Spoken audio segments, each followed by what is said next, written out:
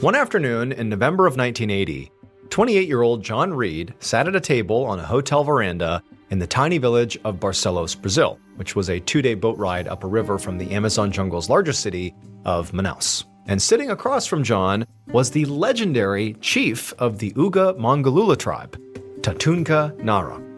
Now, John had been in Barcelos for about 10 days now, and in that time, he'd already spoken to Tatunka many times. But still, it was like every conversation they had gave John this incredible sense of awe.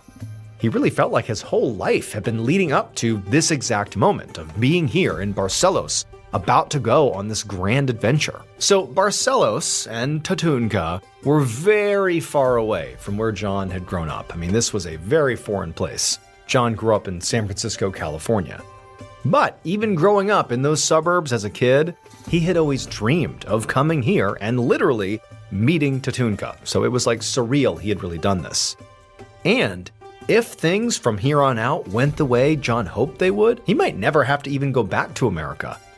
Because John was on a bona fide quest. John was in Barcelos to be the person who finally found the long-lost city of Akor. Now, there was almost no record of the city ever actually existing, except for in one book called The Chronicle of Akor, which was by this author and journalist named Karl Brugger.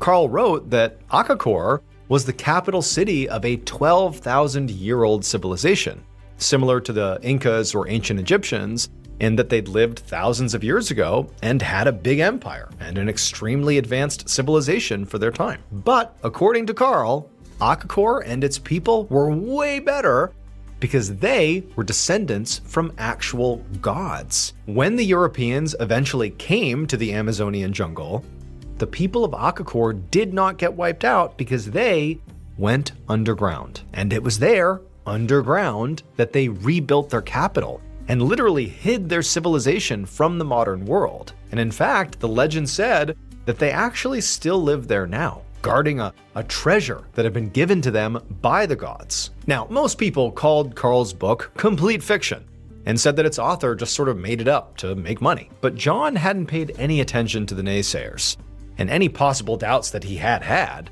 completely disappeared the moment he'd finally met Tatunka. So Tatunka was not only a famous chief who knew the Amazon like the back of his hand, but more importantly, at least to John, he'd actually been interviewed in Karl's book, and he was said to be the one known person who'd actually been to Akor who was still alive. And here Tatunka was, in the flesh, sitting across the table from John in all his Amazonian glory. He wore just a loincloth, and he had that same turtle tattoo that the book described, so John knew he was the guy, he was the chief he'd been looking for. And to John, if Tatunka was real, well then surely everything else in that book was real too.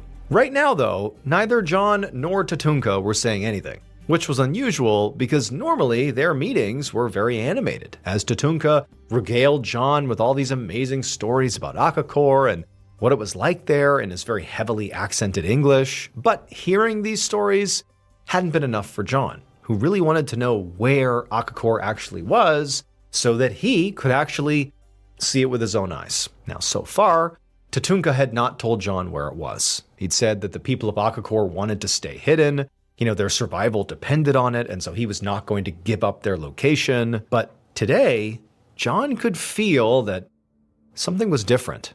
Because just a few minutes ago, John had asked Tatunka again about literally going to Akor, and now Tatunka had been very quiet for a very long time, like he was thinking about whether or not to finally reveal its location. And so John patiently waited.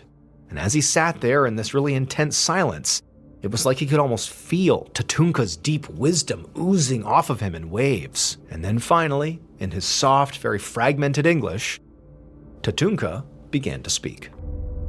Almost 9 years later, on an evening in the spring of 1989, John's sister, 35-year-old Sandy Reed, pulled into the driveway of her San Francisco area home and got out of her car to check the mailbox. Sandy had just gotten back from her sales job, and she was tired and bleary-eyed as she, reached into the box and sort of mindlessly pulled out a stack of mail. But as she began sorting through the mail, The return address on one of the envelopes made her stop. It was a letter that was postmarked from Germany, and Sandy didn't know anybody who lived in Germany. And so she really wasn't sure what to expect as she quickly ripped it open. But as her eyes scanned the lines on the page, her hands began to shake uncontrollably. The letter was from a German detective who said that he was writing about her brother, John, and that they were sure something bad had happened to him. So John, Sandy's brother, had gone to Brazil almost a decade earlier to find the lost civilization of Akor, and Sandy and her parents hadn't heard from him since he left. Now, during the first few weeks of John's trip, he'd written letters fairly regularly, but then his last message had come in late 1980, and after that, nothing. Now, of course, Sandy had been worried about her brother, but she also hadn't been that surprised he had gone radio silent, because Sandy and her parents were well aware that John was obsessed with Akor, and not just that, he wanted to go on this adventure, find this lost city in the jungle, and then never come home. He wanted to stay in the jungle. And so they kind of figured that, maybe he found Akor, or maybe he just found another village somewhere. But either way, the way they looked at it is John likely wanted to start a new life somewhere else, somewhere in the jungle, and that's probably what he had done. So for nearly a decade, that sort of became their line of thinking. But now, as Sandy is reading this letter, it was like suddenly her understanding of what was going on with her brother was totally and instantly fractured. Now she was both panicked and also totally confused about the idea that, one, John was in trouble, and two, why is the German police looking for her brother? Why is that happening? Why aren't American police looking for my brother? But as her eyes frantically scanned the page, she learned why.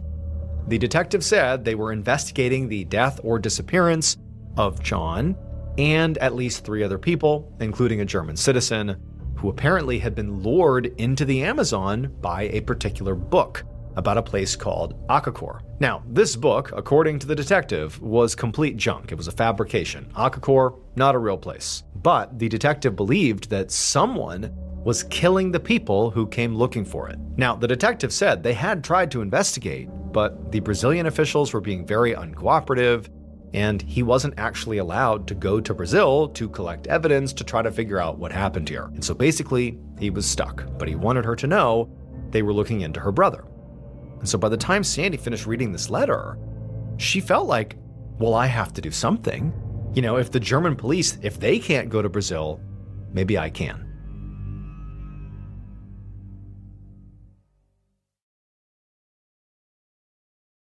Sure enough, later that same year, in June, Sandy arrived in the city of Manaus in the Amazon and checked into her hotel. She knew from John's letters from 10 years ago before he disappeared that this was the general area he had been. And so her plan was, sort of roughly speaking, to search the city, turn it upside down, and see what she could learn. Now, obviously, this was a big undertaking. Manaus is a big place. But Sandy, at this point, was all in on this mission. Sandy didn't really know why. For 10 years, basically, she had no idea what happened to John, but it was like now, she felt like she was being called to do whatever she had to do to go find her brother. So she had quit her sales job, emptied her savings account, bought a flight here, and brought along a tape recorder, like an audio tape recorder, so that she would basically, not miss anything, talk to everybody and learn whatever she could and track it. And her plan basically was to just spend all her time interviewing locals, recording what they say, to try to figure out if anybody knew about John or Akor. But almost as soon as she actually began doing this on the ground in Manaus, she realized how hard it was going to be. I mean, it had been almost a decade since her brother had gone missing. So when she met with the Brazilian law enforcement, they had virtually no details about his disappearance and really couldn't tell her anything useful. And when Sandy spoke to local residents, all she heard were endless rumors with no actual evidence. And on top of that, all the rumors she heard sort of contradicted each other. Some said a white man matching John's description had just recently been seen on the outskirts of Manaus. But then another person claimed John had been shot years ago and his bones had been found deep in the jungle. And then yet another person said, nope, none of that's true. What really happened is John found a tribe in the Amazon, not the people of Akor, but another tribe, and he had decided to just live with them. Now, even though all this information she was getting was sort of all over the place, there still was one common reaction that almost everybody Sandy spoke to had: fear. Each time Sandy asked about Akor, people would sort of clam up, like they were scared of it. Now, they all clearly knew about it, and most of the time when she brought it up, she was warned to sort of leave it alone, like don't talk about that. And that in some ways, looking for Akor could get her in trouble or even killed. So as the days wore on, Sandy just felt herself feeling more and more confused and anxious. And each night, as she laid in her hotel bed, she wondered if she should just give up, that this was impossible. But then it was like every night after she'd drift off to sleep, she would have a dream about John. It was like he was haunting her. And he would say to her in these dreams that Akor was not what he thought it would be. So just about every morning when she woke up, she'd have this sort of refound sense of purpose, and she would continue to look for her brother. But it just kept going nowhere. However, during her last few days in Manaus, based basically on finances, like she was running out of money and would have to go home soon, during that time period, she heard another rumor. And that was that John had gone into the jungle to find Akor, but he hadn't gone in there blind. A local chief named Tatunka had told John how to get there. Now, by this point, Sandy had spent 3 weeks in Manaus and its surrounding areas and really felt completely overwhelmed. I mean, she really hadn't made much progress anywhere. There was definitely a sense of fear around Akor, and she was even starting to feel that like looking into this could potentially get her into trouble. And in many ways, hearing about this new person, Tatunka, whether they were real or not, it actually made her scared. She would love to learn what he knew, to go find Tatunka and see if he knew where her brother was. But there was also a part of her that just feared even pursuing this lead. It was like all of a sudden, Brazil just felt too overwhelming for her. And so after learning about Tatunka, Sandy's reaction was actually to pack up and leave. But after leaving Brazil, Sandy did not just, fly to California and give up on the search for her brother. She just decided to look for her brother sort of in a roundabout way. She had heard from a local in Brazil that there was a Swiss tourist who might have seen John in the jungle. And so after Sandy left Brazil, she went to Switzerland and spoke to this tourist. And then after speaking with that tourist, she flew to Germany and she met with that detective who had sent her the initial letter she got. But neither the tourist nor the German detective had any new information. So by the end of all that, Sandy still had no answers. And by this point, she also had no money. She had completely drained her savings account trying to find her brother, and it had not worked. Now, Sandy considered just going home. I mean, she was broke, she was scared, and really she hadn't actually gotten anywhere in her search for her brother. But there was still one lead that she had not investigated, and that was Tatunka, because basically it just felt too scary. She'd abandoned it and left for Switzerland and Germany. But Sandy felt like now, if she never went back to Brazil to speak with him, she would never get any real answers. It felt like Tatunka was the key, and she had been cowardly. She needed to go back there. She needed closure. So she went back to America, but she only stayed long enough to earn some quick cash cleaning houses so that she could finance another trip to Brazil. On June 21st, 1990, so about a year after she had made her first trip, Sandy did return to Brazil. She took a small plane to the village of Barcelos, which she had learned was where Tatunka lived. This time, though, she brought some backup with her, a documentary producer and also a reporter. She felt a lot safer coming here with a group, but also she did want to draw attention and resources to eventually help her with her brother's case. When they landed at the rundown airport, Sandy and her small team deboarded and walked straight into the tiny village. In the time that she had been back in America earning cash, Sandy had done some research on Barcelos, so she knew by now that Carl Brugger's book, The Chronicle of Akor, the book that, John had been so interested in that led him on this quest, had really spawned an entire economy in Barcelos, since tourists came to talk to Tatunka and to try to find it. He was in Barcelos. But as far as Sandy could tell, the tourist boom had not done much for the village of Barcelos. It was dirty and the houses were all very rundown shacks. She'd read that only about 3,000 people lived there. And between all of them, they only had one phone. And so as the group wandered around looking for a friendly face to give them directions, Sandy spotted a woman who was hanging her laundry up on a line outside her home. So Sandy approached her, and asked if she knew where Tatunka lived. And the woman immediately nodded, which Sandy expected, because Sandy had not just read up on Barcelos. She now knew a lot about Tatunka as well, and she knew that basically everybody in this area knew his name. He was a renowned chief who'd once led an expedition for the famous explorer Jacques Cousteau. And he was a hero too.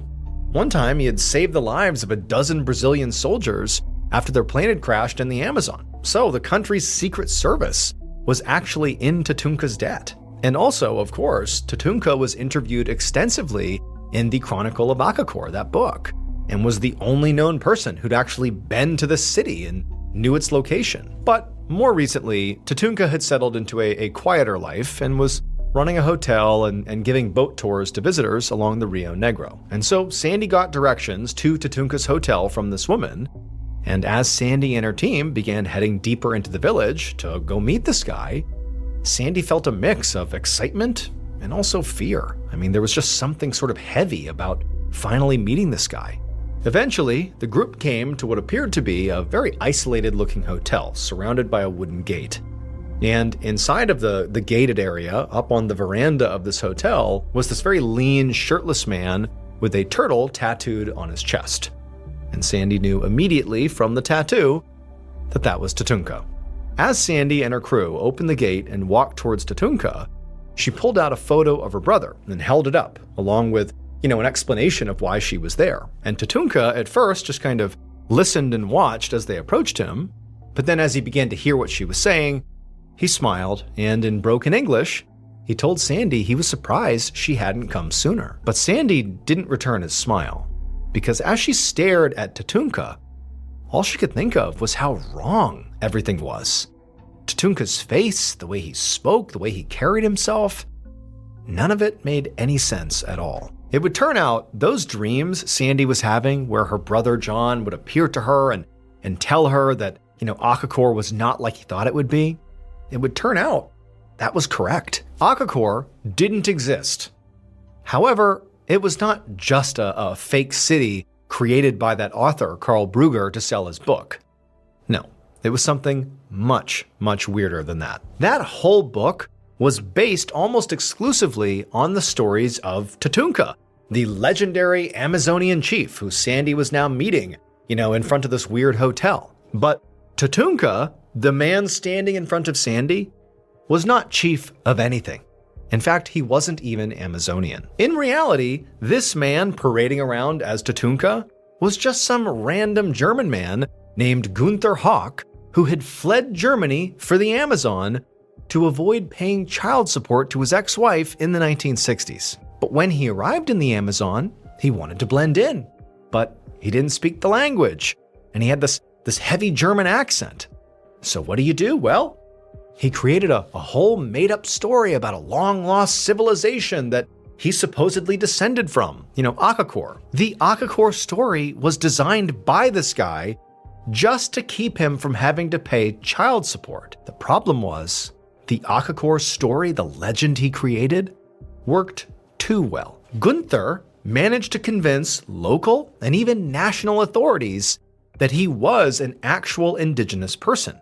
And then, fatefully, he also convinced this writer, Karl Brugger, that he really was from this lost civilization and sort of inadvertently created an entire tourism industry based on Akor. And so when Karl's book came out, Gunther found himself in a bind. To keep his tourist revenue stream afloat, he had to keep pretending that Akor was real and he knew where it was, while also never letting anybody get there. And both Sandy and the German police believe that to protect this secret, Gunther killed any tourists who insisted on actually visiting Akor, including Sandy's brother, John Reed. Gunther Hawk has never been charged with murder and denies ever hurting anyone. John Reed's body was never found. The author, Karl Brugger, was shot to death in 1984 in Rio de Janeiro, Brazil, and rumors still circulate about who killed him and why. And as of 2024, Gunther Hawk was confirmed to be alive and still living in Barcelos, and still insisting that Akor is real. To this day, explorers still travel to Barcelos to try and find it.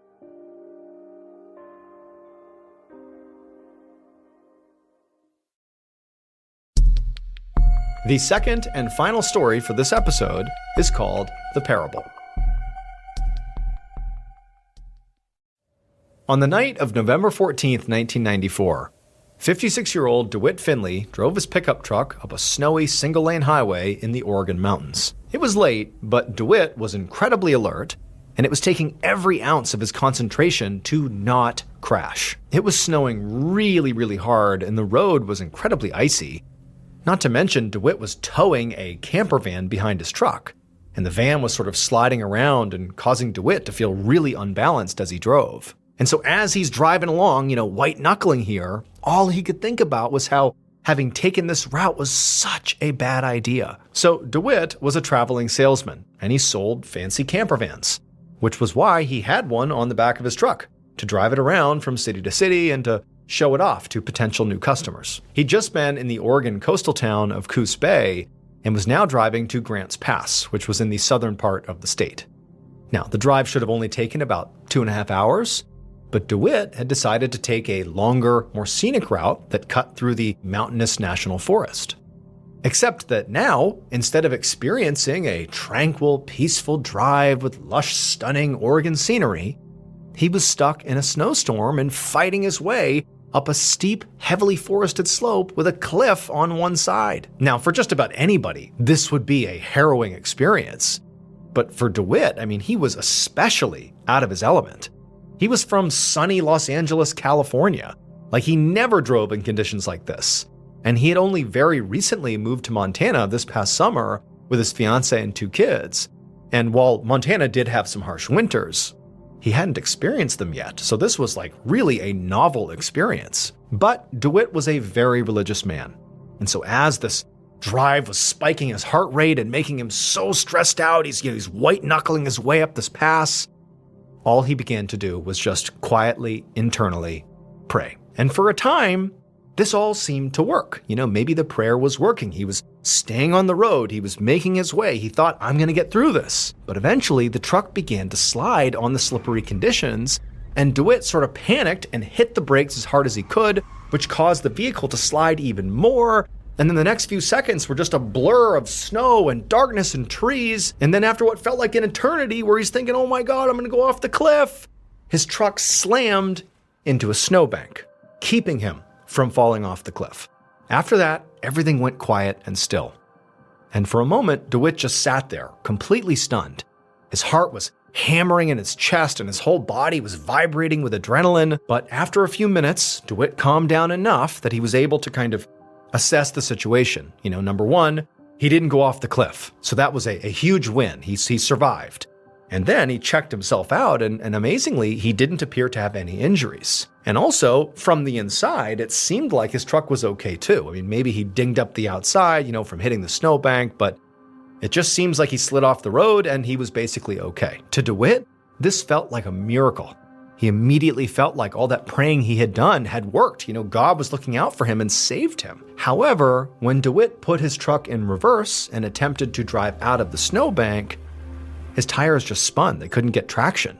And so he realized, yeah, I survived the crash, but I may not be able to move. And I am up in the middle of the wilderness of the Oregon mountains. It's snowing like crazy. What do I do? Also, it's the middle of the night. He doesn't have a phone, doesn't have a radio, so he has no way to call anyone for help. He also wasn't expecting to be stuck, by the side of the road, so he didn't have food or water or really any provisions. And he also hadn't seen another vehicle for a really long time. So he had no idea how frequently people use this road, especially in the winter. And also, he wasn't even supposed to be on this route. So if anybody went looking for him, they wouldn't look here. However, just as, panic began to overwhelm him, DeWitt took a deep breath, said another prayer. God had already saved him once, and DeWitt just had to trust that he would do it again. Somehow, DeWitt was able to calm down enough, maybe it was his faith, that he was able to sleep. However, when he woke up, it was clear, one, it's still snowing outside, but worse, it had been snowing clearly all night because his truck was now way more buried in snow. The snow literally made it all the way up to the edge of his window. It's like multiple feet of snow out there. And so DeWitt, he turned his car back on and he threw it in reverse again, seeing if maybe now he'd be able to back out. Pretty unlikely, but as soon as he hit the accelerator, the tires clearly spun, he didn't move. Now, it was daylight, and so he's thinking, okay, maybe now I can look around and see a house, a building, or some sign of life somewhere in the distance, just to give me a sense of how close I am to other people. But when he looked out his window, all he could see in every direction were trees and snow. He actually couldn't even see the road anymore and had no idea where it was, since he'd gotten all turned around during the crash. And so he's just like in this whiteout, basically. And so DeWitt, at this point, was trying his best not to panic. And so instead, he focused on, what do I have? What supplies do I have right now? And he sort of began looking around the inside of his truck. And he found he actually had a lot of useful stuff in here. There were some cushions and a sheet, so he could make a bed for himself to curl up in. And he could also use the truck's heater to keep himself warm and to melt snow for drinking water. He'd obviously just have to be, careful not to burn too much fuel. Also, DeWitt had the camper that was attached to the back of his truck, which you would think would be great for a situation like this. You can just live in the camper until you get rescued. Except DeWitt knew this was not really a real camper. It was a demo model. It was unfurnished, there was no heat, no supplies, nothing. It was really just a shell, so not that useful. But once DeWitt was done doing this mental inventory, even though in some ways he had basically realized, I have very little, he actually felt a sense of calm come over him. He felt like, what? I have enough to keep me alive for a while, and in that time, I'm gonna be found. And so he would just leave it up to God to save him once again. 2 days later, the storm finally let up. But even with the now clear weather, the snow didn't melt. And then soon after that, another storm came and dumped more snow and ice all over his truck. Also, during this time frame, DeWitt didn't see any other cars or trucks or plows. So he had a feeling that the road he had crashed on was now so clogged with snow, it wasn't even usable. But even though at this point DeWitt was extremely hungry, he had no food, it's been several days here, he also was warm and dry inside of his truck. And critically, he was also hydrated. He'd been drinking plenty of melted snow, so he was, surviving as best as he could. And then also, to ward off all the negative, intrusive thoughts about what could happen to him out here, DeWitt had begun to pass the time by meticulously crossing off the days in his yearly planning calendar and also writing letters. DeWitt always carried around pen, paper, and envelopes inside of his work bag, which he obviously had with him. So he had begun writing to the people he loved, his fiancée, his sons, and even to his boss to explain what had happened and why he had missed work. And in each letter, DeWitt did not sound scared or sad. In fact, if anything, he seemed rejuvenated. He seemed happy. He would reflect on how much love and joy was in his life and how lucky he was to have that. And he would tell the people he was writing letters to, like his fiancée and sons, that he really wasn't worried.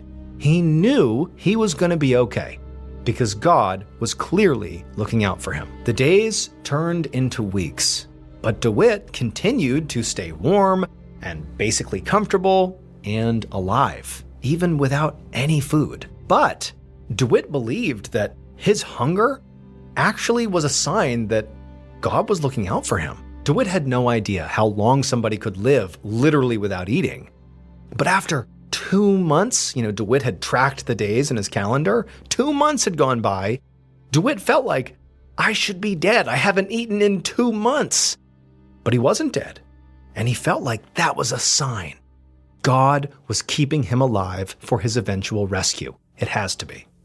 On the morning of May 20th, 1995, a teenager, along with his girlfriend, drove up the same mountain road that DeWitt had been on when he got into his accident. And even though it was May, there was quite a bit of snow still, and the road was still quite icy. And about halfway up a particularly steep incline, this teenage kid lost control of his truck, it began to skid, and he went off the road and crashed into a snowbank.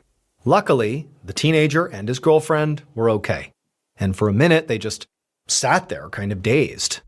And then the driver put the car in reverse and tried to move, but the car wouldn't move. The tires just spun. So eventually, the teenager climbed out of the car to examine his vehicle to see if there was serious damage here or if he was just stuck in the snow. But when he did this, when he climbed out of his vehicle, he looked just up the road a ways, and off the side of the road, basically equal to where he was relative to the road, was another vehicle. It was a pickup truck with a camper attached to it that was clearly half buried in the melting snow.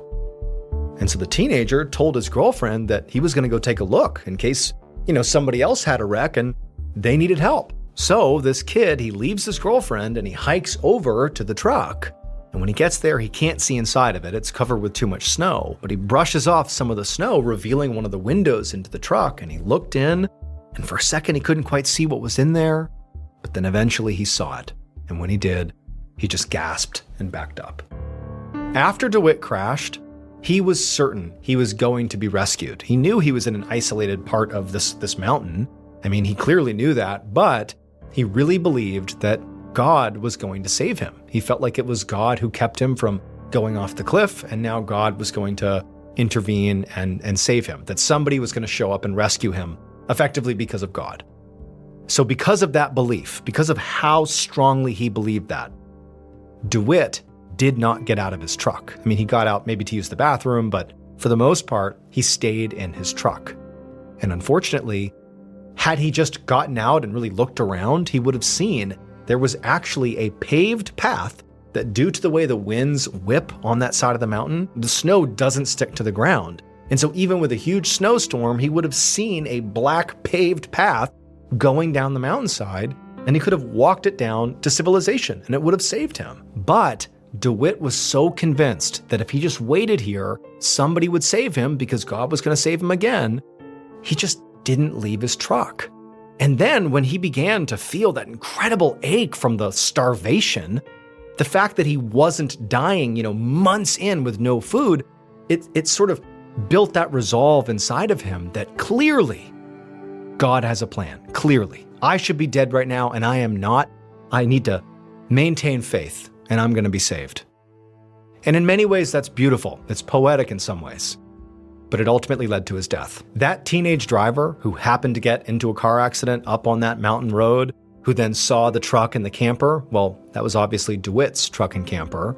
And when the teenager walked over and cleared the window and looked inside, he saw DeWitt, who was deceased inside of the truck. DeWitt ultimately died of starvation, most likely on January 19th, which is the final day that he crossed off on his calendar. On a hot, muggy morning in June of 1914, a 40-year-old physician named Joseph G. Goldberger stepped down from his horse-drawn carriage right out in front of a palatial brick building in rural Georgia. He was impressed, but also confused by the grandiose architecture. It looked more like a state capitol than what it really was, a mental hospital. The doctor shielded his eyes from the sun and loosened his collar and fanned his face with a stack of papers as sweat poured down his body. He had traveled all over the world in his work for the United States Public Health Service, but he couldn't remember the last time he'd felt heat this oppressive. He hoped that once he got inside, it would be a bit cooler. So Dr. Goldberger paid the carriage driver, grabbed his bags, and then marched right up the steps into the front office of the Georgia State Sanitarium for the Insane. The doctor was there on direct orders from the United States Surgeon General to investigate a skin disease called pellagra that was ravaging the American South. The word pellagra was Italian for rough or dry skin, but that name totally understates the danger of this condition.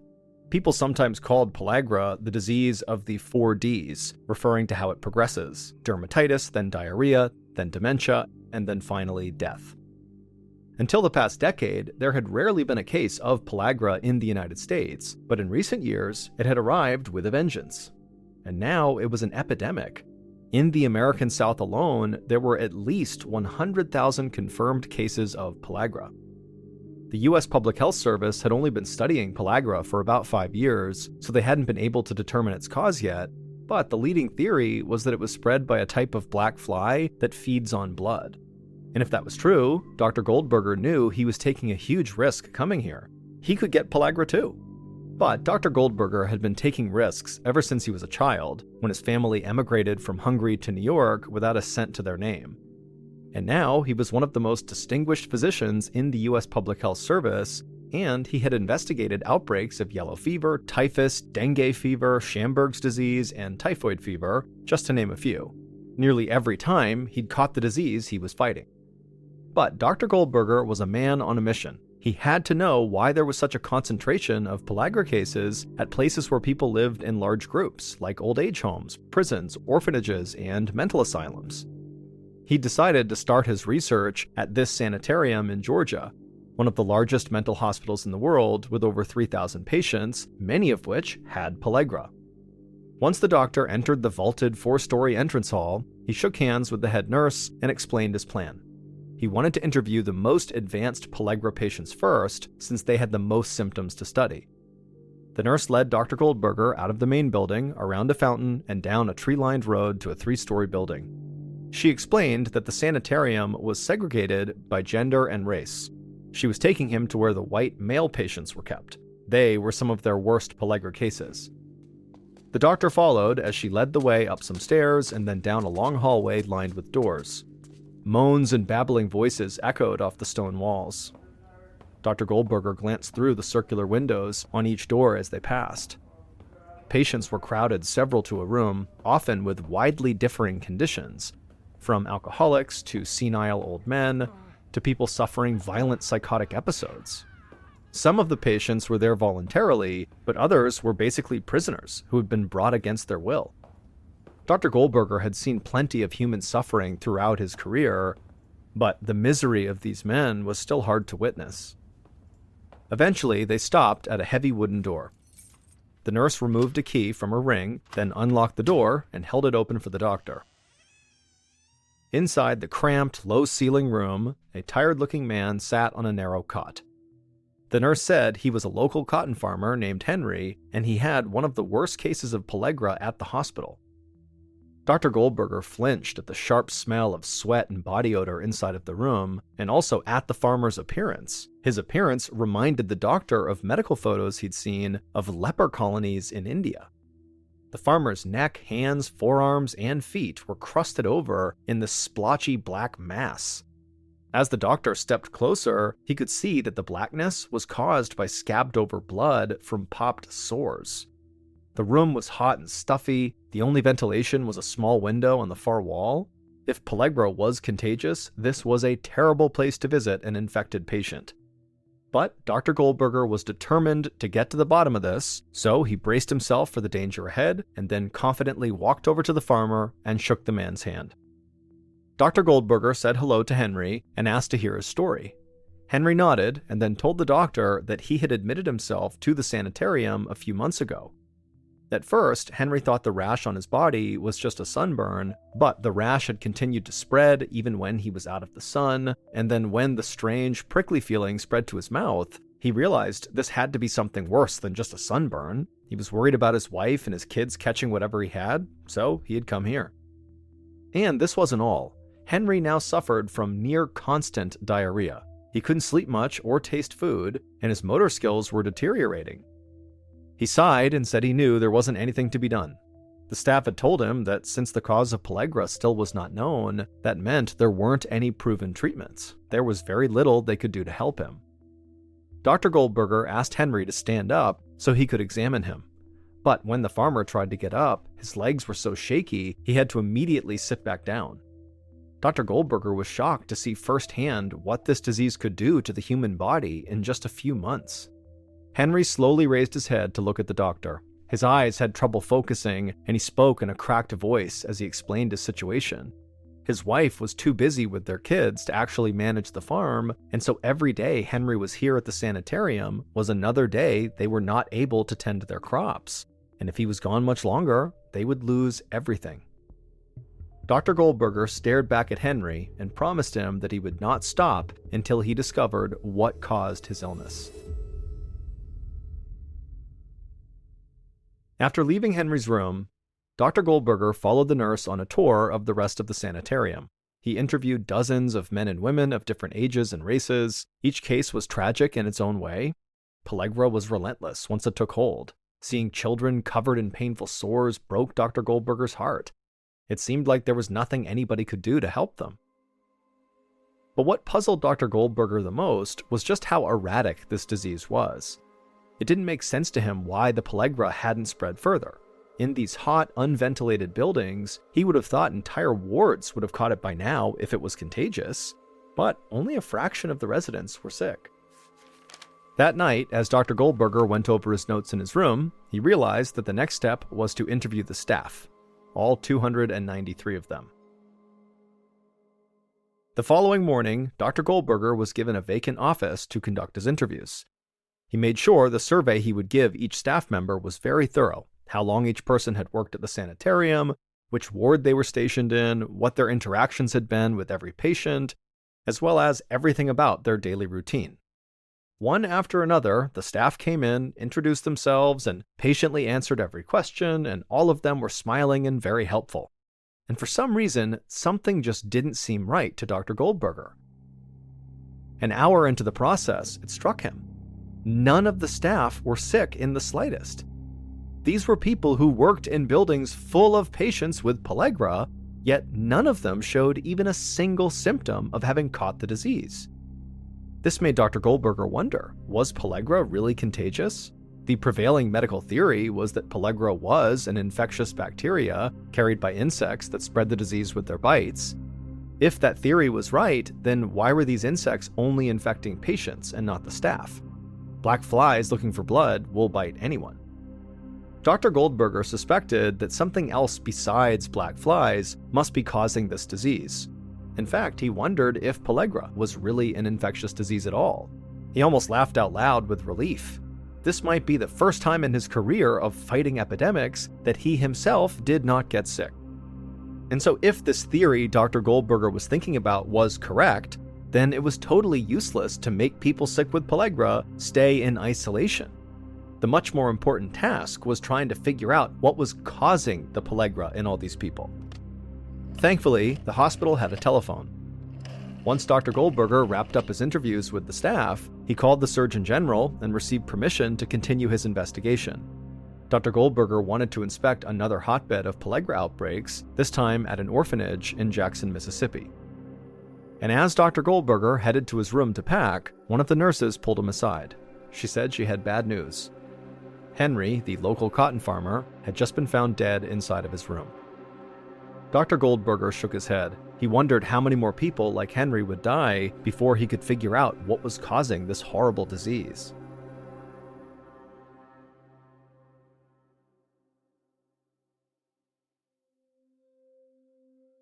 Two days later, Dr. Goldberger hurried toward the entrance of the Methodist Orphan Asylum in Jackson, Mississippi, hoping to get out of the blinding sun. He hadn't thought it possible, but somehow it felt even hotter here than in Georgia. And the stakes were a lot higher here, too. Here, the people suffering were children. Children who had no families to comfort them. The orphanage looked far more welcoming than the imposing sanitarium.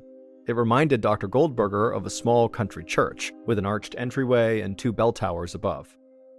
Inside, the matron who ran the orphanage introduced herself and showed the doctor to his guest quarters in the visitors' wing.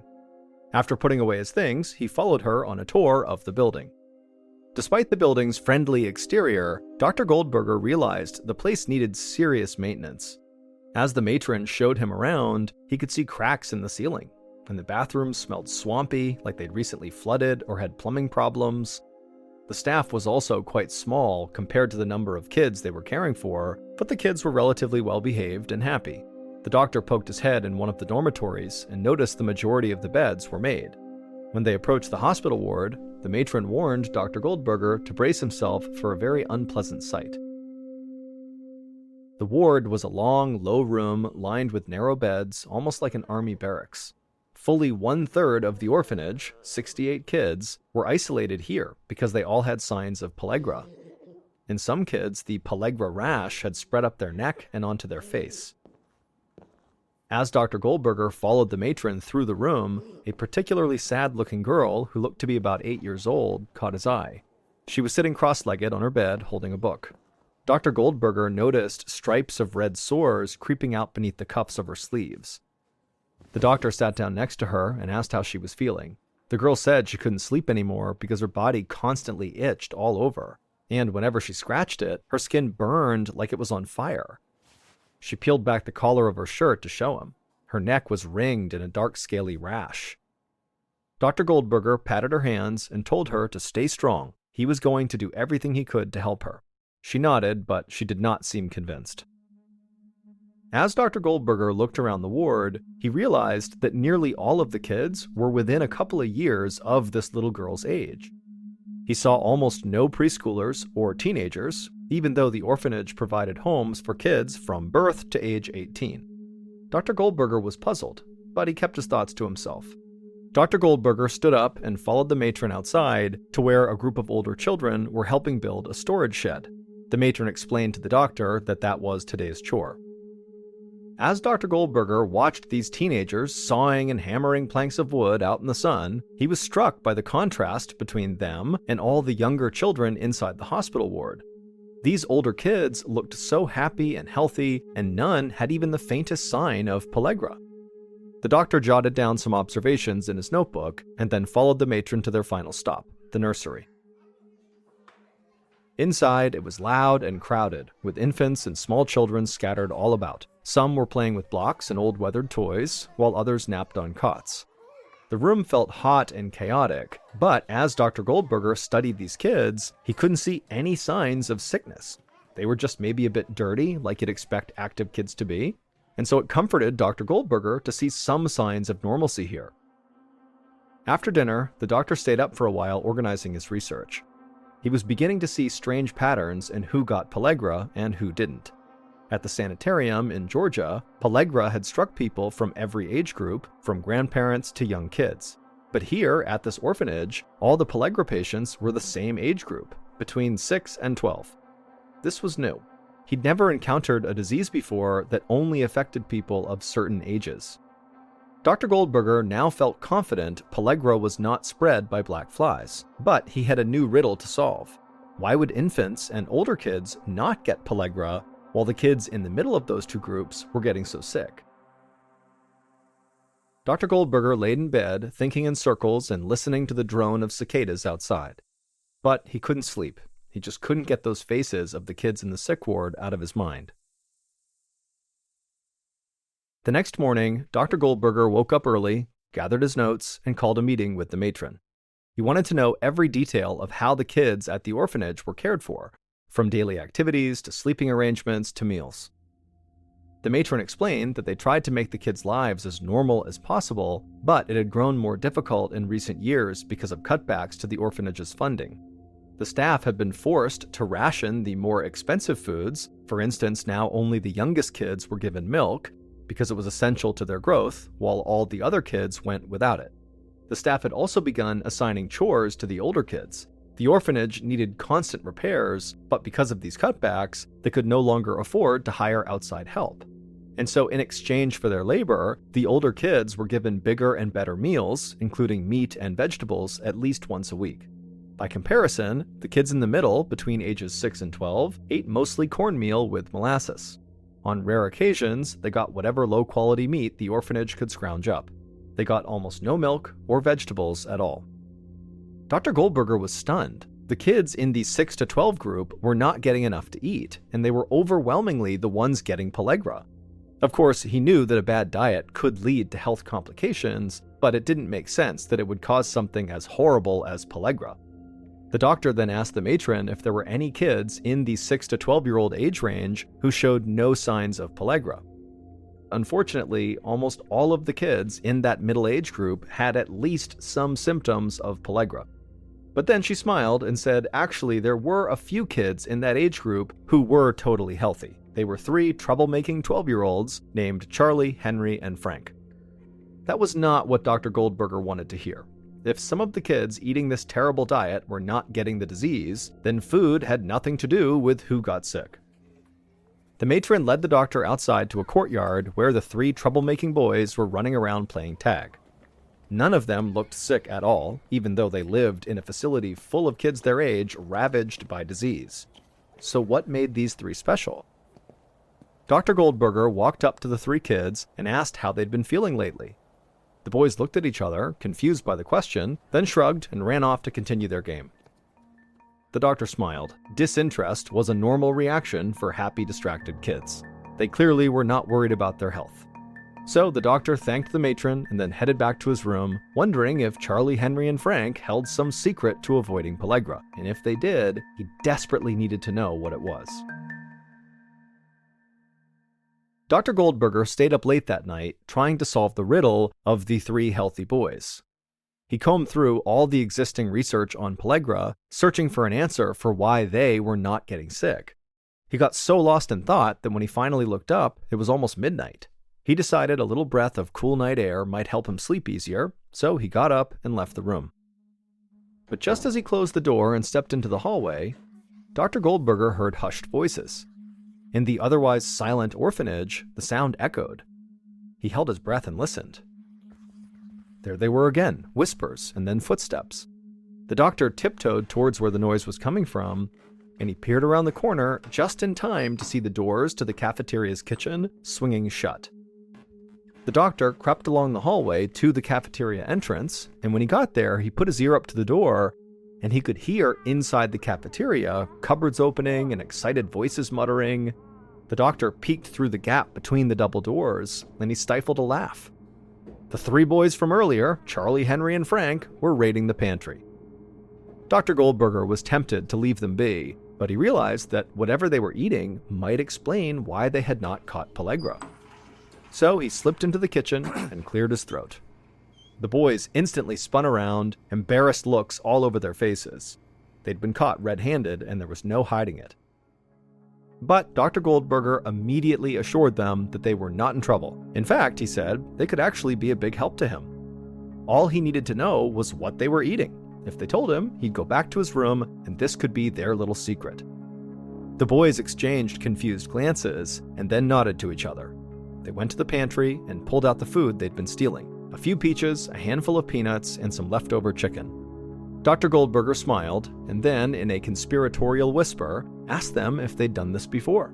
The boys' faces went red, and they looked down at their feet, and then one of them quietly admitted that yes, they had.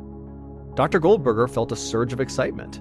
He thanked the boys for their honesty, then left them to their midnight snack. As the doctor headed back to his room, his mind spun with activity. He knew he was close to a breakthrough. By morning, he had devised a plan to test his theory. If it worked, he could finally solve the mystery of what was causing pellagra, and he could save countless lives.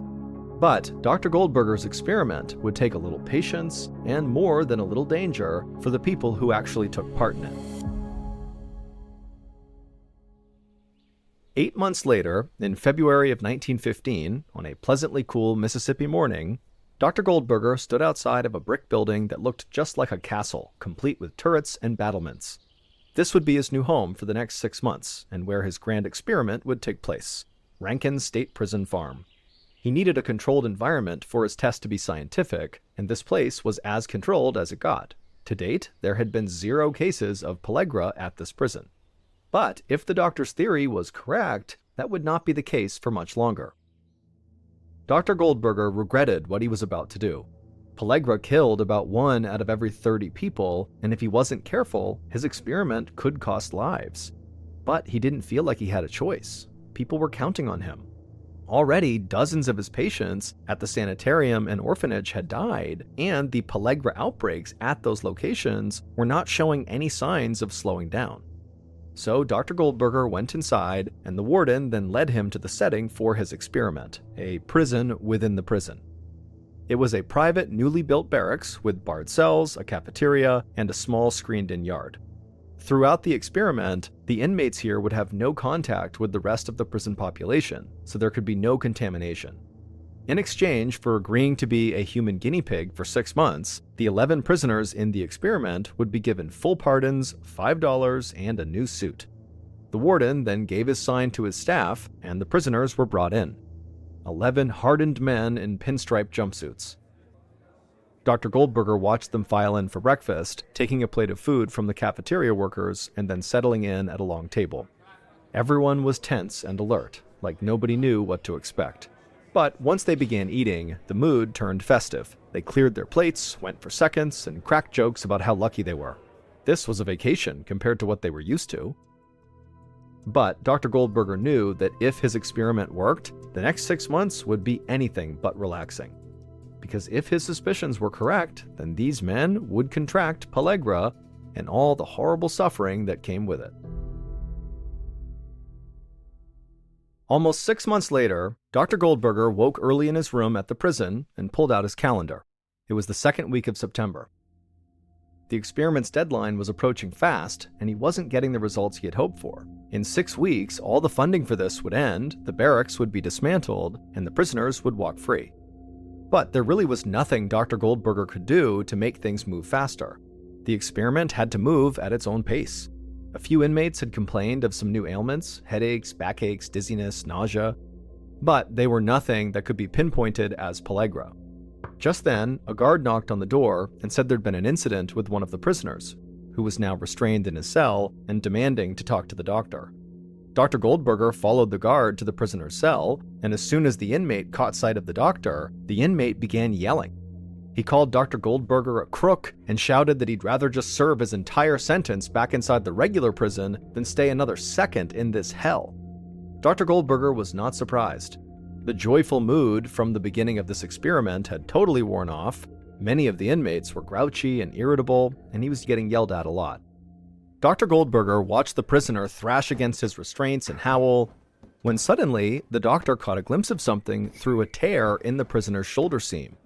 The doctor called for the guards to come open up the cell, and then once they had, Dr. Goldberger rushed in and stretched that rip in the prisoner's shoulder even wider, and when he did, boom, there it was. A scaly rash stretching along the prisoner's shoulder blades and up around the base of his neck. Dr. Goldberger then pulled up the prisoner's shirt, and the man's torso was a trail of blackened rashes and pimply sores. There was no doubt this man had pellagra, and he didn't catch it from another prisoner or from the guards. This man must have gotten pellagra from Dr. Goldberger's experiment. Dr. Goldberger asked the guards to please send all the other inmates back to their cells. The doctor wanted to do a full-body checkup on each of them. Once all the prisoners were ready, Dr. Goldberger slowly walked along the cell block, scanning each prisoner from head to toe, and as he did, his pen was a blur in his notebook, furiously scribbling detailed descriptions. The doctor couldn't believe what he was seeing. His hands were shaking. 5 more men had clear symptoms of pellagra, meaning 6 out of the 11 volunteers had caught the deadly disease. Dr. Goldberger dashed back to his office and quickly sent word to the governor. His experiment had worked. Now it was time to tell the world. What Dr. Goldberger had discovered was shockingly simple. Pellagra was not caused by black flies transmitting a virus or bacteria, and pellagra was not contagious. Pellagra was caused by food. Specifically, it was caused by the traditional American Southern diet in poor households: salt pork, molasses, and cornmeal. If that was all somebody ate, it was highly likely they would get pellagra. And people who supplemented this traditional Southern diet with things like milk and vegetables and fresh meat would not get pellagra. Once these results were published, there were mixed reactions from the scientific community. Some wanted to nominate Dr. Goldberger for a Nobel Prize, but just as many doubted the experiment's results, in particular doctors and officials who lived in the American South. They felt like this northern doctor was criticizing their entire way of life. Dr. Goldberger was frustrated that people were questioning his discovery. After all, he had proven it with the experiment he ran at the prison. The prisoners who had volunteered to be a part of it had followed a strict diet of biscuits, gravy, cornbread, grits, rice, syrup, collard greens, and yams. They could eat as much of these foods as they wanted, but no other types of food. And this diet is what caused half of the prisoners to develop pellagra, just like the residents of the Georgia State Sanitarium for the Insane and the children between the ages of 6 and 12 at the orphanage. They all got pellagra from their diet. Still, while Dr. Goldberger had proven that a better, more varied diet was enough to prevent pellagra, he had not actually figured out why that was. It would take another 20 years until scientists actually proved what caused pellagra. It is caused from a deficiency of vitamin B3, also known as niacin. The traditional post-Civil War Southern diet of dried meat, molasses, and cornmeal severely lacked this nutrient, which is why the region was hit so much harder than other areas in America. But once people started adding niacin back into their diet, mostly in the form of enriched flour, the disease no longer manifested, and almost everyone already suffering from it recovered. All told, over 100,000 people died of pellagra between 1900 and 1940 until it disappeared with the identification of niacin. Sadly, Dr. Goldberger died before this discovery of an unrelated and extremely rare form of cancer. However, Dr. Goldberger will always be remembered because he was the one who cracked the riddle of pellagra and saved tens of thousands of lives.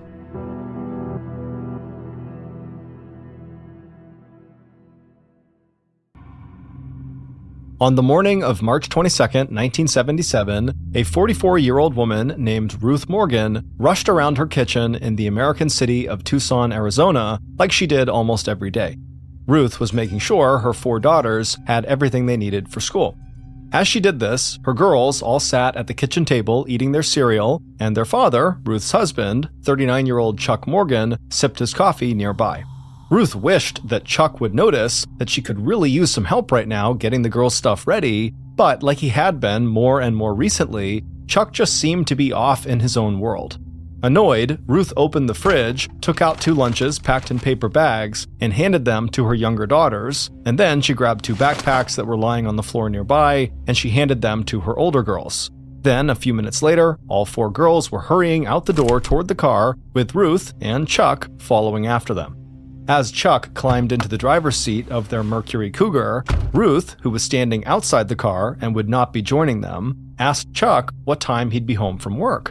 Chuck was going to drop the kids off and then go to his office. And for a second, Chuck didn't answer his wife. He just sat there looking totally exhausted. Chuck ran his own escrow company, which meant that his firm set up real estate deals between buyers and sellers to make sure the deals were conducted legally. And Tucson's real estate market was booming, so Chuck had been working a lot recently. Through the open car window, he turned and told Ruth that he was working on a huge deal, so he didn't really know what time he'd be back. Ruth wished Chuck did not have to work so much, but she also knew that nothing she said could stop him. As long as she'd known him, Chuck had been incredibly driven, to the point where sometimes Ruth worried about his health. He never took time off, and on the rare instances where he was not working, he didn't do things to relax, like watching TV or going and seeing his friends. Instead, it just seemed like Chuck bounced from one business deal or crisis to the next. And about once a year, he would push himself so hard with his work that he would basically have a nervous breakdown. At least that's what Ruth called it. And at that point, he would take a week off to recover, but that was it. The rest of the time, he basically worked 24/7. But Ruth also knew that Chuck's insane work ethic and drive was definitely paying off. It had already made their family much more financially successful than they ever imagined possible. Chuck and Ruth had grown up in very modest households, and so now to be able to give their girls a comfortable upbringing was quite satisfying for the parents. And so, on this typical Tuesday morning, Ruth did not push back on the possibility of Chuck needing to work late to finish this big deal.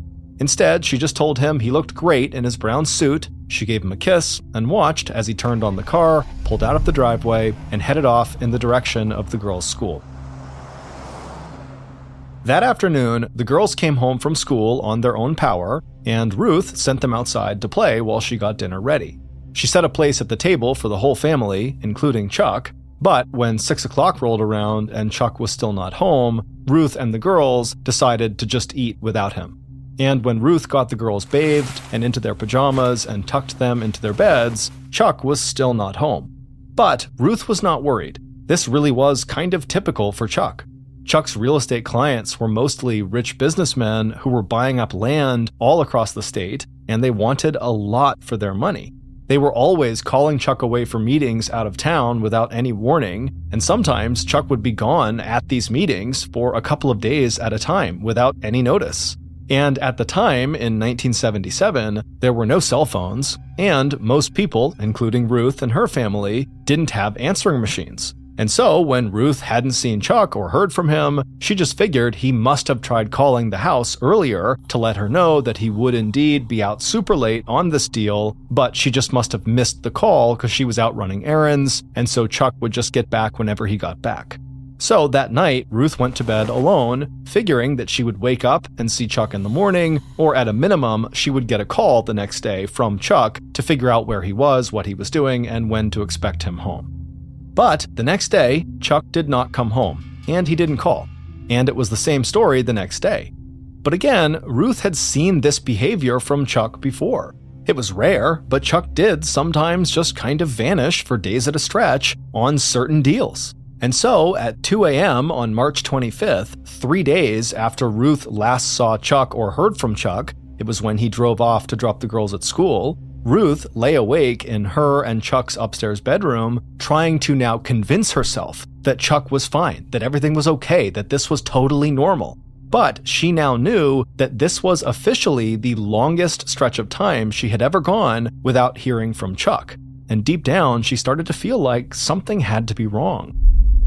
But as she lay there stressing out about all sorts of what-if scenarios, she heard the family dog barking downstairs, and instantly, Ruth let out a sigh of relief. The dog must be barking because Chuck was walking in the door. He was home. So Ruth climbed out of bed, she walked into the hallway, flipped on the light, and began heading downstairs. And as she descended the steps, she called out to Chuck, but no one answered. When she got to the first floor, there was still no answer, and the dog was now starting to bark even louder. And suddenly the hairs on Ruth's arms stood up. If Chuck wasn't home, why was the dog barking? What was going on? She dashed across the living room into the kitchen, she turned on the light, and saw the family dog up on its hind legs, pawing at the back door and barking. Ruth very slowly crept toward that door and pulled back the curtain that covered a small window on it, and she looked outside. And what she saw took her breath away. It was Chuck. However, he was just standing there on the back step, not making any attempt to come in the house. And he had this crazed look on his face. And when he saw Ruth, he didn't react. He just stood there staring. Ruth had no idea what her husband was doing. She was just relieved that he was home. And so she reached down and fumbled with the lock. She opened the door and frantically told Chuck to come in and tell her what was going on. Where had he been? But once the door was open, Chuck kind of just staggered into the kitchen and literally fell into Ruth's arms. She dragged him across the room and put him in one of the kitchen chairs, and then once he was seated, Ruth finally got a good look at her husband and she nearly screamed. Chuck's eyes were totally bloodshot, like he hadn't slept in days, and his wrists were bound with zip ties, and he had a plastic handcuff on one of his ankles. But what scared Ruth most of all was that Chuck still was just not speaking. She asked him again to tell her what was going on, but he just sat there silent, looking off into the distance. Ruth ran to a kitchen drawer and grabbed a knife, and then she rushed to Chuck and cut the ties around his wrists, and when Chuck's hands were free, he finally began to communicate with Ruth, but not with words, instead with hand gestures. He motioned towards a notepad and pen sitting on the counter nearby, and so Ruth, understanding what he was asking for, reached over and grabbed the pen and paper and handed them to Chuck. And as he wrote, Ruth, who was now kind of hovering over his shoulder, couldn't believe the words on the paper. When Chuck was done, Ruth ran to the phone and said they had to call 911 right now. But at this, Chuck banged on the table and shook his head at her to stop. Then, in huge letters on the pad, he told Ruth that if they called the cops, their whole family would be killed. Ruth moved away from the phone and started crying. Chuck began to stand up, and Ruth instinctively grabbed him and supported him on her shoulder, and then just walked him upstairs to their bedroom where he lay down and fell asleep almost instantly. And after he was asleep, Ruth, not knowing what else to do, just did a quick check of the girls and was very relieved to see that none of them had woken up to the commotion of their father returning. Then Ruth headed back to her own bedroom and laid down next to Chuck, but she didn't shut her eyes. Instead, she lay awake trying to figure out what the heck just happened and what she was going to do about it. On the notepad, Chuck had written that he'd been kidnapped and tortured for 2 days before managing to escape, and that now his throat was coated with a hallucinogenic drug that made it impossible for him to talk and could maybe even kill him if he ingested it. It should be noted here that we don't really know if he meant the drug was painted inside of his throat or if it was painted on the outside of his neck. We just don't know. The whole thing just seemed totally insane, and so Ruth, as she lay there, started to wonder if maybe this was one of Chuck's annual nervous breakdowns from overworking. But if it was, then this was the most bizarre and extreme breakdown she had ever seen.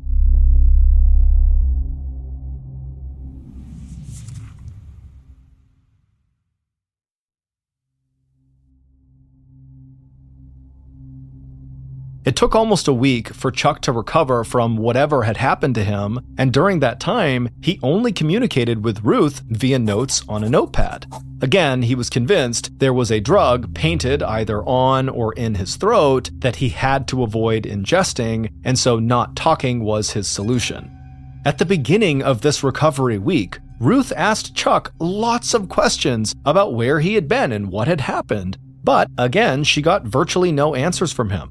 And so pretty early on in that week, Ruth just began focusing on nursing her husband back to health, which included giving him water through an eyedropper because he had written that if he drank too much liquid at one time, this hallucinogenic drug coating his throat might activate and attack his nervous system.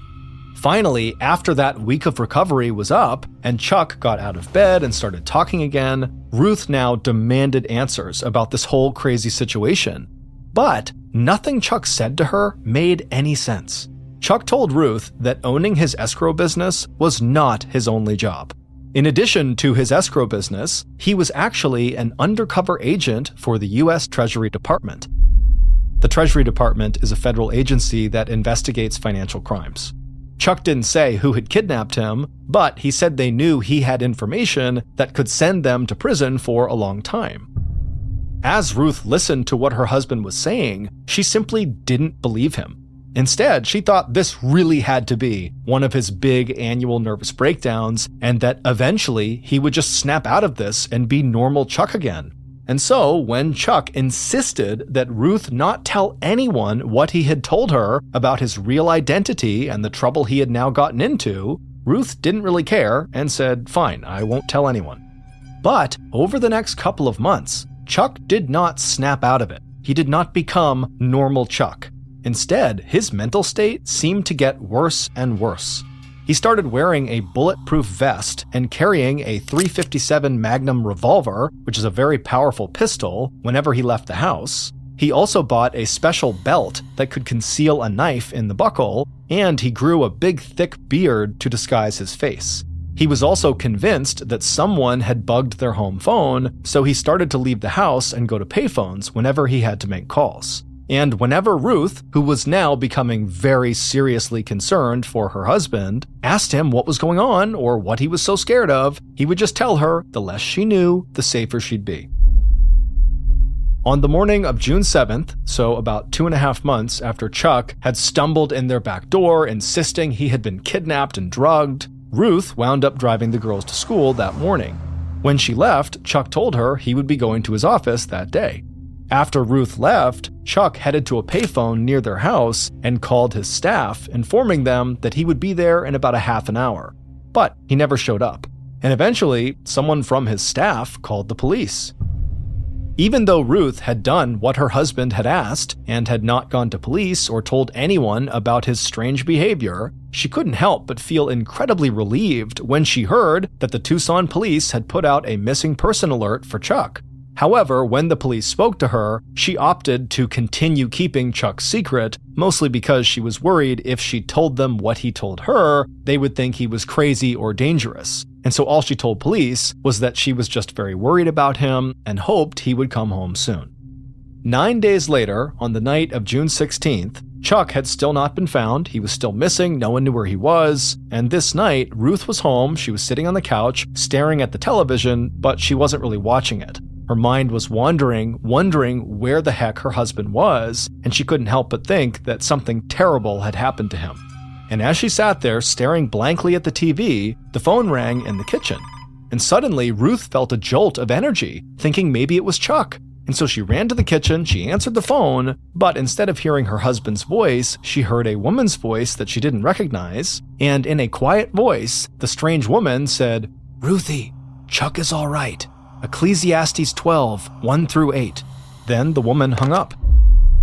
Ruth just stood there for a second, holding the phone to her ear, listening to the dial tone. Now she was even more confused. Was this some sign that Chuck really was an undercover agent for the Treasury Department, and this woman maybe worked with him there, and maybe she was like his handler, and maybe she was now reaching out to Ruth with some code? I mean, Ruth had no idea, but at least now, Ruth had a clue about what happened to her husband. She had this Bible passage, Ecclesiastes 12, 1-8.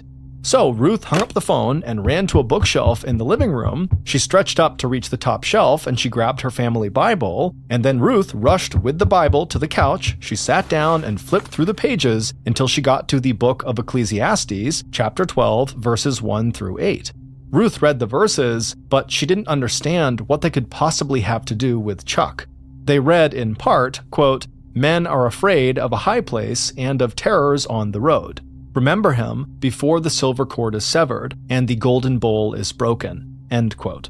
Ruth eventually just slammed the Bible closed because she had no idea what it meant, and frankly, she had no idea what to think about anything anymore. And at this point, all she hoped for was that her husband was somehow still alive somewhere in the world, and that hopefully he would return soon. About 24 hours later, on June 17th, Chuck, who was actually only a few miles away from his home, sped through Tucson in his Mercury Cougar, constantly checking his rearview mirror to make sure no one was following him. Then he suddenly turned into the parking lot of a cheap motel where he had been hiding out for the last few days, and he came to a stop. Chuck was wearing his bulletproof vest over a sweat-stained dress shirt, and he was also now missing a tooth. Chuck grabbed his briefcase from the passenger seat and he unholstered his .357 Magnum. Then he climbed out of his car, slammed the door, and sprinted with the briefcase and gun in hand toward the motel. Once safely inside his room, Chuck locked the door and placed the gun as well as the briefcase down on the bed. And then he opened the briefcase, and what he saw made him smile. He was looking at $60,000 in cash stacked neatly inside. For reference, $60,000 then would be worth about $300,000 in today's dollars. Chuck had put this money in the briefcase himself, but he was paranoid that somehow it would just disappear, and so looking at it calmed him down. Then Chuck closed the briefcase and pulled a black marker along with a $2 bill out of his pocket. $2 bills are the rarest form of cash produced in the United States. Then he placed that $2 bill on the bedside table and started writing on it with the marker. After he was done, he pulled his pants down and pinned the now marked up $2 bill to his underwear. Then he pulled his pants back up, he grabbed his gun, he grabbed the briefcase, and then he turned around and rushed right back outside to his car. Once he got there, he threw the briefcase into the passenger seat and then jumped into the driver's seat where he turned the ignition and peeled out of the parking lot. He sped west for a while and eventually pulled onto a dark desert road. After getting about 30 miles outside of Tucson, he swerved off the road into a secluded desert clearing where he stopped the car and cut the ignition. At this point, Chuck reached into his pocket and took out a wadded-up tissue and he unwrapped it. Inside was the tooth he was missing. He stared at it for a second before balling it back up and then placing it in the backseat of his car. Then he checked to make sure his gun was still in his holster, and it was, and then after taking a deep breath, he grabbed the briefcase from the passenger seat and stepped outside of his car into the desert. The next day, June 18th, Ruth was in her living room when there was a knock at the front door. When Ruth opened it, an officer from the Pima County Sheriff's Department was standing there. For a second, Ruth felt a flood of relief. Maybe they were here to say they found Chuck and that he was okay. But moments later, when she was sitting on her couch in the living room, the officer told her that he had some bad news.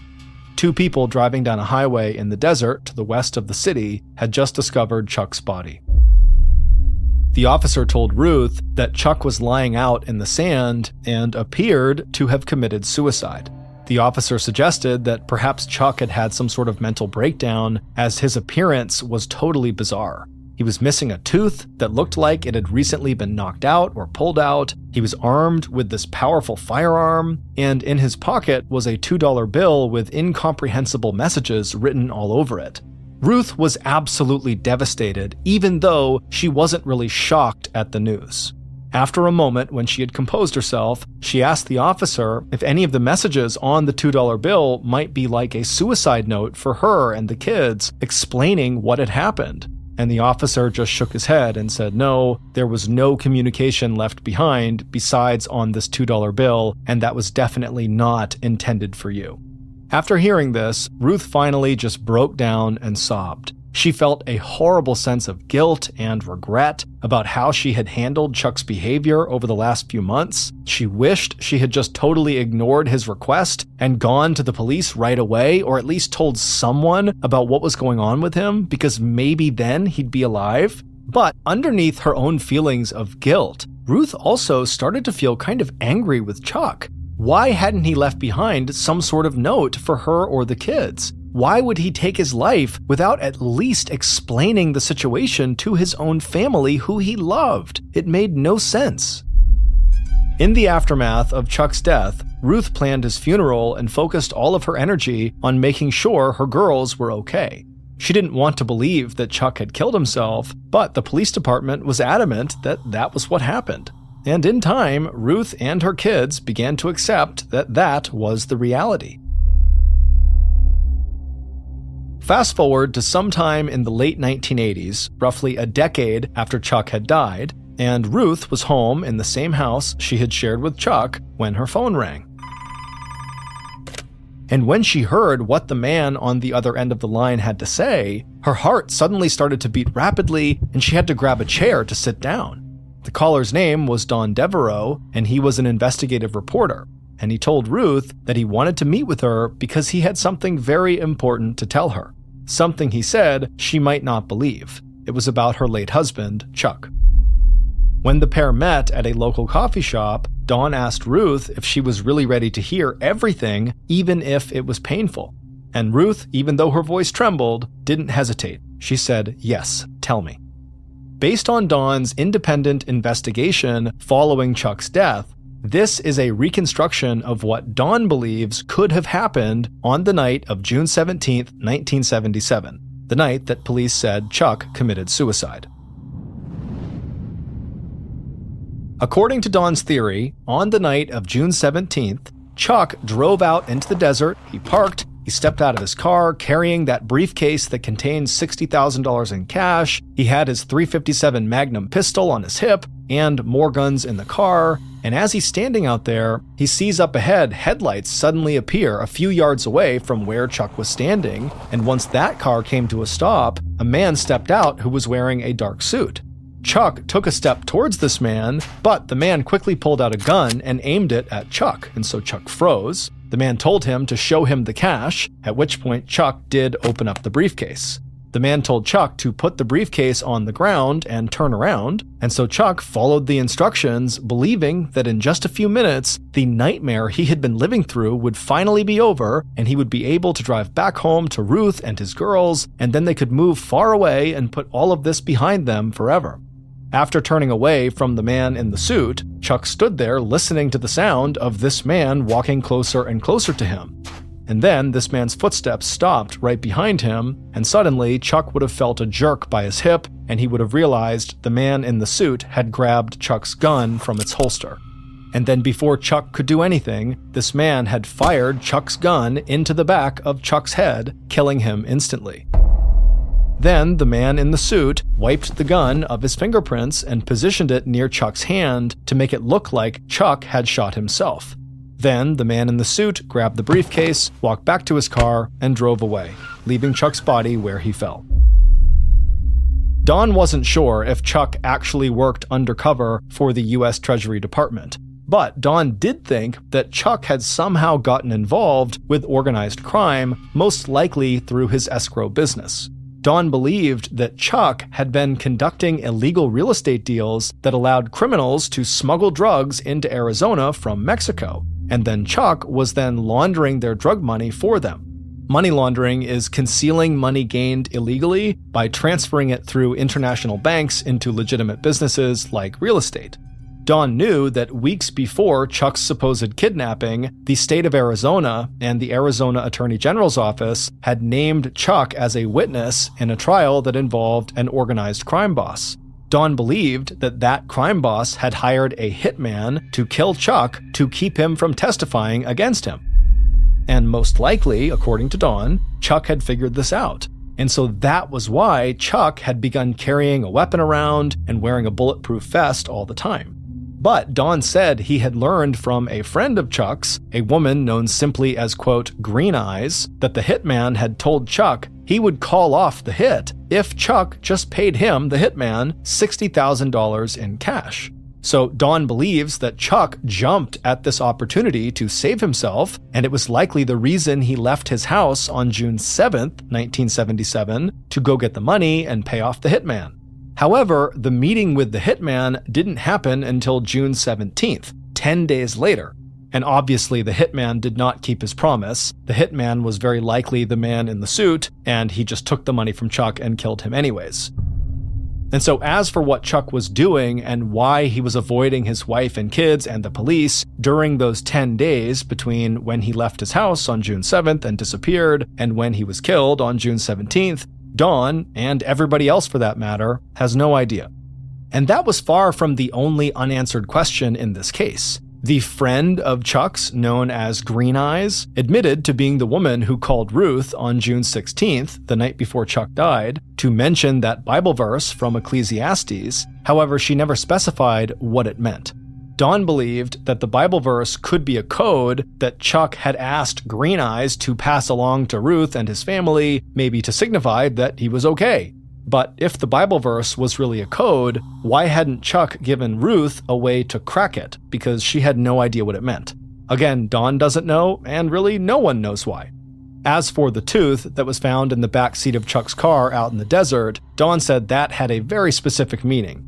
At the time Chuck died, there were rumors that some mobsters removed their victims' teeth to keep them from being identified by police after they were killed. So Don believed that maybe Chuck removed one of his teeth in advance of his meeting with this hitman and then left the tooth in his car to ensure officials would be able to still identify him if the worst were to happen during this meeting. As for the $2 bill that was found with the strange messages written all over it, Don said these messages were not nonsense at all. They were Chuck's attempt to tell the world what had happened to him. Don had not completely solved the riddle, but he believed he was close. On the front of the $2 bill, Chuck had written 7 Spanish last names. On the back, where the $2 bill shows a picture of the founding fathers who had signed the Declaration of Independence, Chuck had labeled each of the men in the picture with the numbers 1 through 7.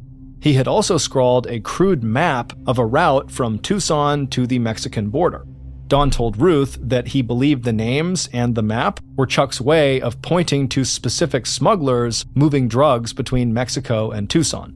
There was one last clue on the $2 bill. It was the phrase Ecclesiastes 12. This was the same section of the Bible that Green Eyes had mentioned to Ruth on the phone on June 16th. And so it supported the theory that the Bible verse could be some kind of code, but of course that code is still not cracked.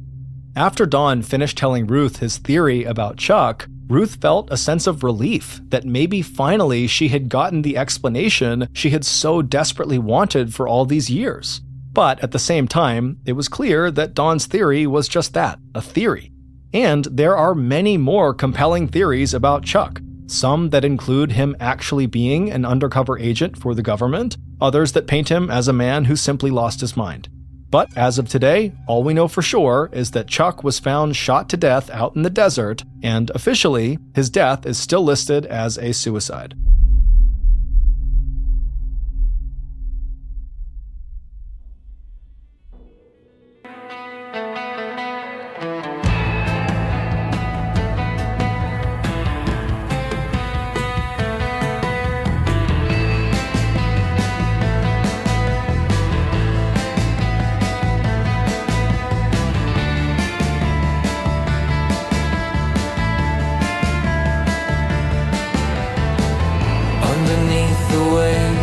Silent stars, I heard the earth forgetting who we are. Every signal folds, every shadow trusts. We're infinite, but we... Thank you for listening to the MrBallen's podcast. If you enjoyed today's story, be sure to check out our YouTube channel, just called MrBallen's, where we have hundreds more stories just like this one, many of which are not available on this podcast.